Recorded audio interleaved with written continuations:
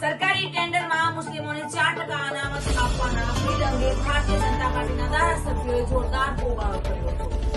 R અશોકના નેતૃત્વમાં ભારતીય જનતા પાર્ટીના ધારાસભ્યોએ અનામતના બિલની કોપી ફાડીને સ્પીકર તરફ ફેંકી હતી અને આ સિવાય હની ટ્રેપ મુદ્દે પણ ધારાસભ્યો સરકારનો વિરોધ કરી રહ્યા હતા અને ત્યારબાદ 18 જેટલા ધારાસભ્યોને 6 મહિના માટે સસ્પેન્ડ કરી દેવાયા છે।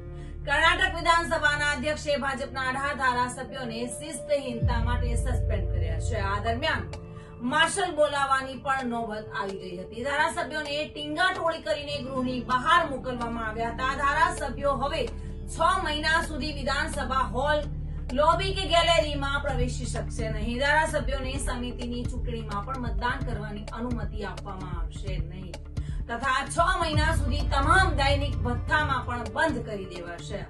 જોકે કર્ણાટક સરકારના મંત્રી એમ.બી. પાટીલે આ મુદ્દે નિવેદન આપ્યું છે કે સભ્યોનો વ્યવહાર કાયદાકીય રીતે તદ્દન અનુચિત હતો અને એવામાં આ કાર્યવાહી 100% બરોબર છે।